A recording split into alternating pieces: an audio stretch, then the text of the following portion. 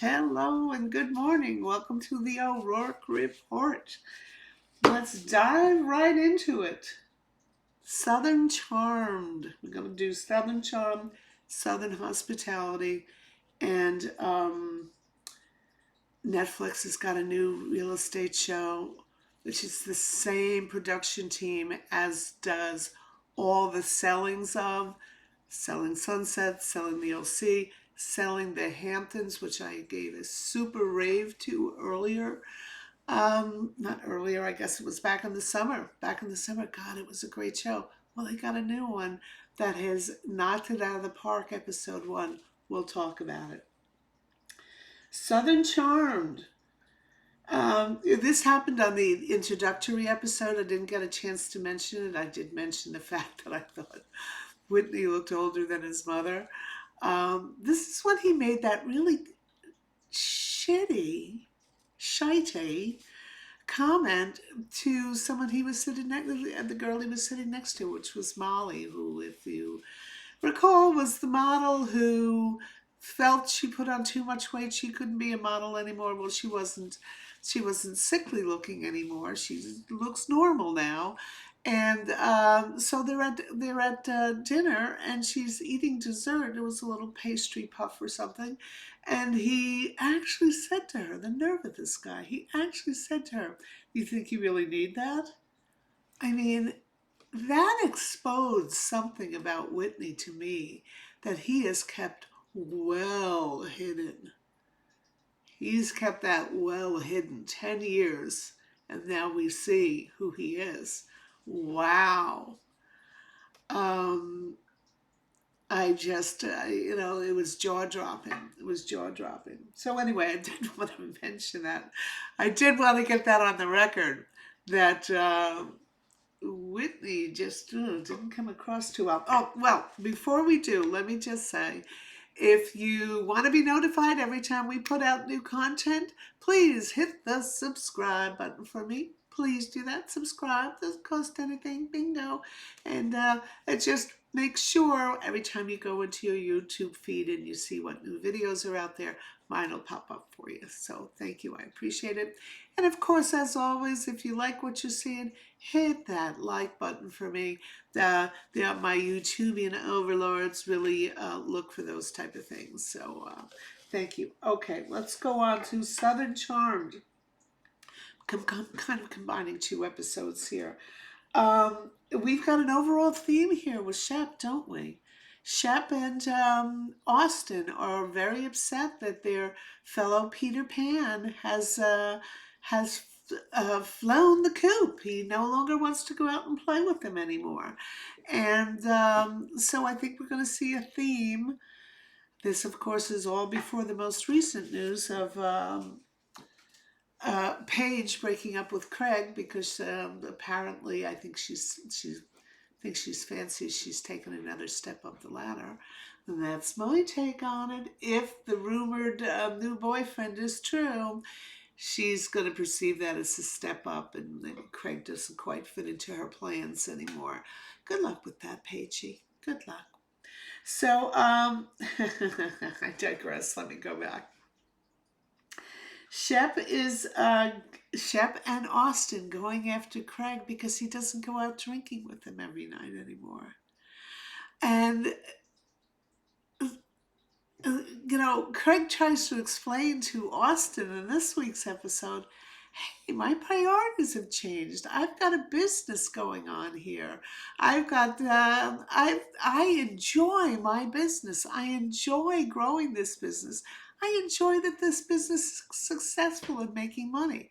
And Austin is poo-pooing that. Well, Austin, didn't you try to launch a craft beer company? Whatever happened to that, Austin? How much work did you put into that?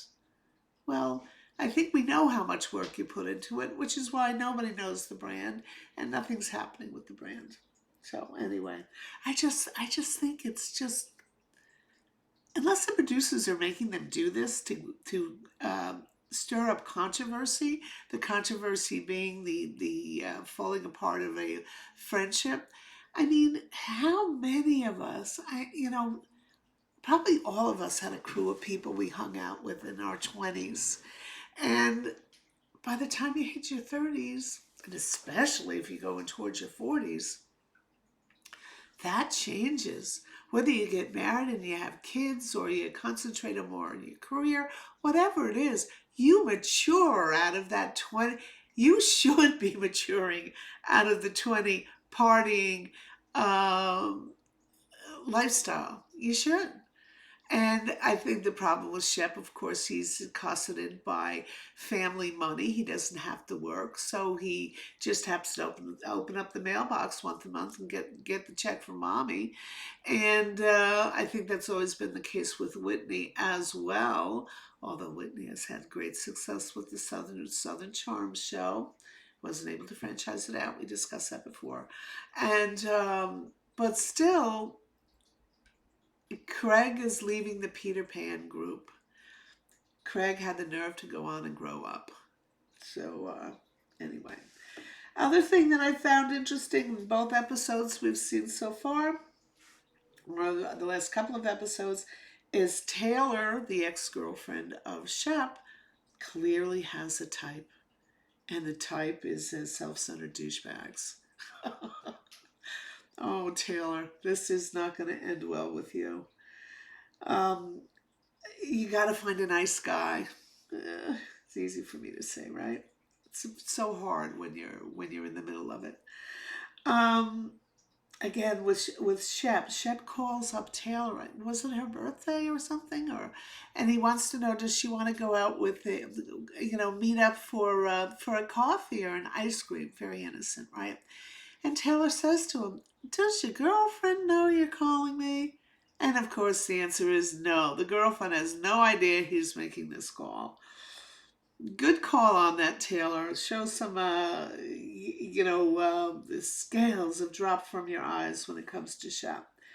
One other thing on Shep, this goes back, I think, 2 episodes.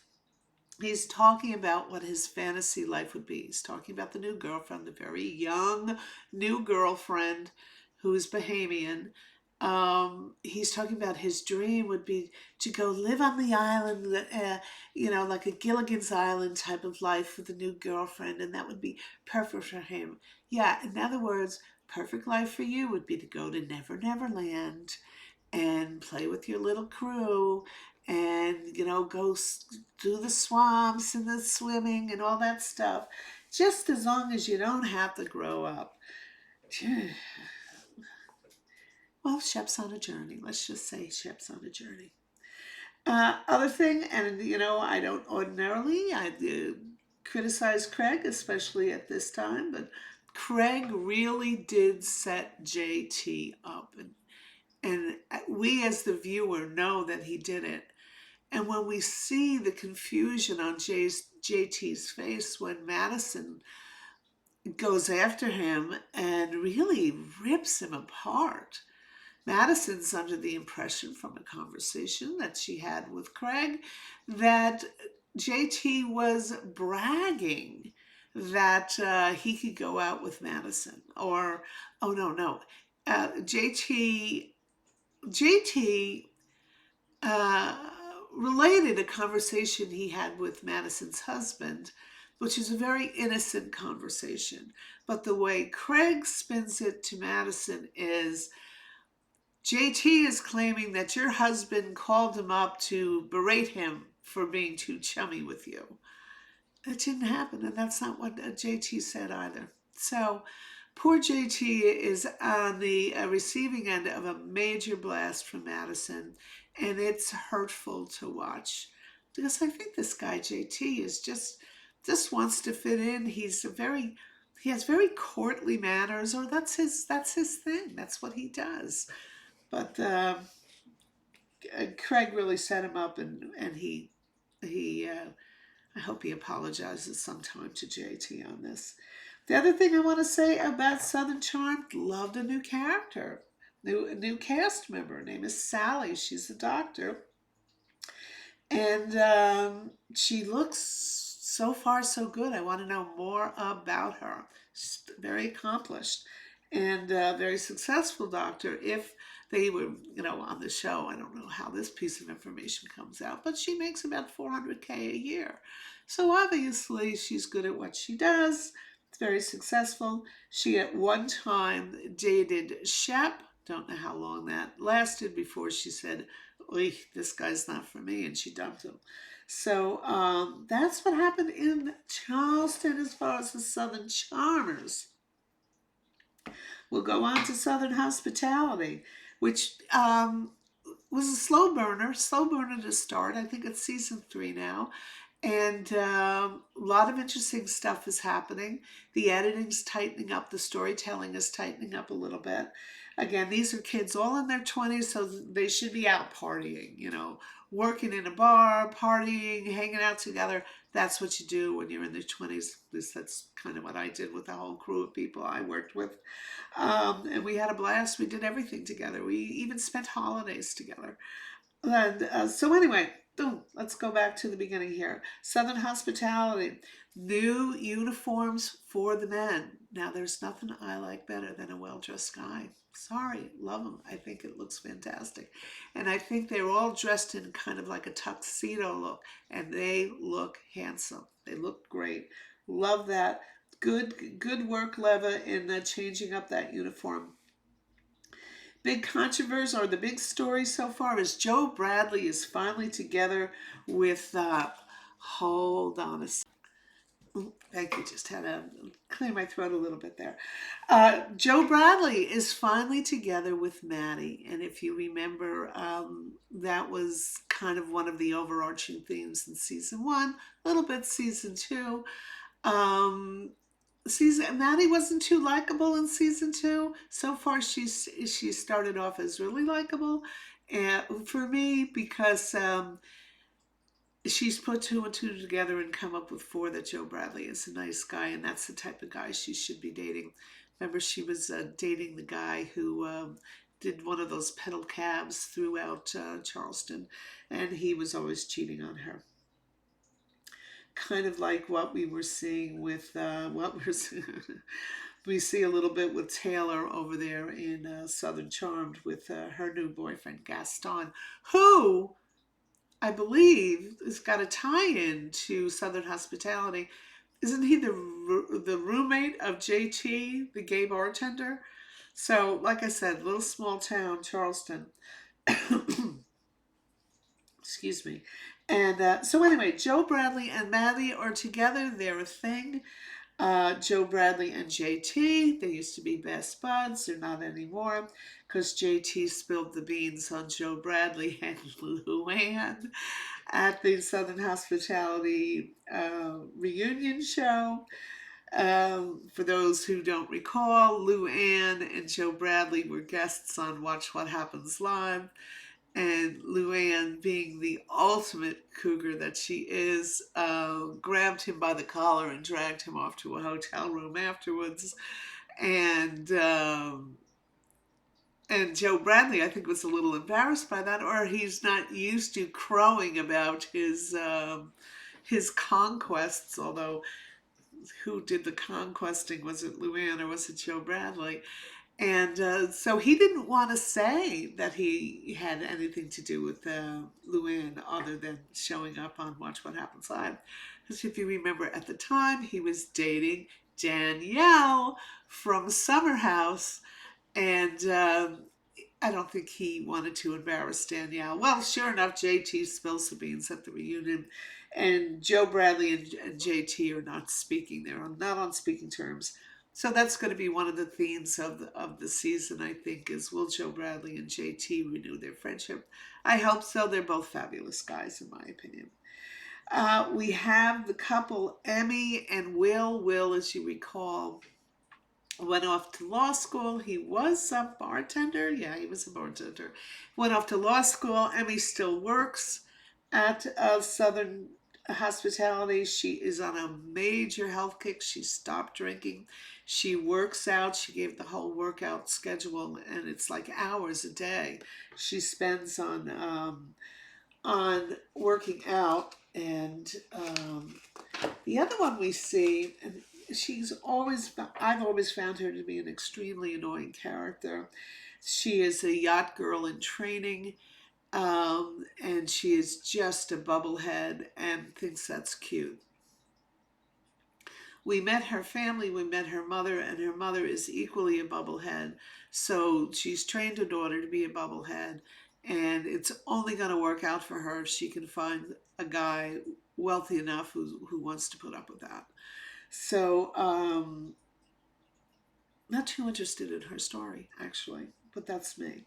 So, anyway, Southern Hospitality off to a bang, and I absolutely loved it. And I am just going to end with what do I have here? The new Netflix real estate show, which is all part of that selling family, selling OCs, selling Sunset, selling the Hamptons, which I raved about. I told you it was fantastic. This is now selling New York. And it has the same pace, the same, the editing is very good.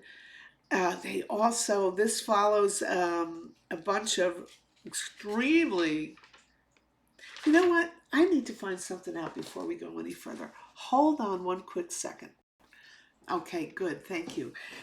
Um, Unlike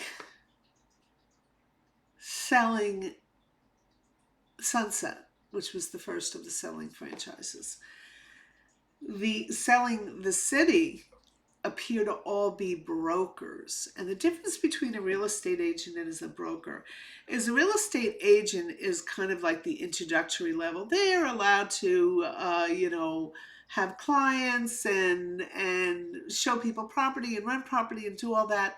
But the one with the higher qualification and the one you need in order to complete a transaction is a broker. This new cast, the selling the city, I would guess are brokers because they're all Douglas Elliman. They're all very pretty. We don't have a lot of the bubbleheadness that you see in Selling Sunset. The Chrishelles, that Christine Quinn, who was horrible. You don't horrible in that she's the character you love to hate, but you don't have someone whose only job appears to be teetering around on stupid high heels, although there's some of that in New York too, um, and just looking pretty, maybe luring the punter into the property, but the one who actually closes the deal is the broker. So in New York, I think they're brokers. This is Douglas Elliman with a crossover from the Corcoran Group, Steve Gold, if you remember him from Million Dollar Listing New York. He does a lot of interaction between these brokers. He might have the property and they have the buyer, or vice versa, but they seem to collaborate on a lot of deals. So anyway, the initial episode, which I watched, I need to watch more episodes. I'll probably binge the whole thing in the next couple of days. It looks great. The addition of Steve Gold, who still has his hair short. This guy, when you first saw him on Million Dollar Listing New York, he had long, leontine hair, and he was gorgeous. To me, he just struck my eye. I just thought he was an extremely handsome guy. He's also a model, an editorial model, as he points out in this episode, the difference between an editorial model and a commercial model. A commercial model does JCPenney, and an editorial model does Vogue. Very handsome editorial model with long hair. For some reason, he has shorn his locks. He's still handsome, but I look at him every time and I think, God, if only you would grow your hair back. So anyway, he's on the show, still a good-looking guy. There's already some major conflict, which they've between two of the brokers, and very interesting to watch. I told you, same team that does that Hampton show, which I absolutely loved. And so I can recommend that highly. It's called Selling the City on Netflix. So anyway, I've gone on and on today. I'm going to finish up by saying, as I always do, if you like what you saw, please hit the subscribe button for me, and please hit the like button for me. Thank you so much for tuning in, and I will talk to you soon.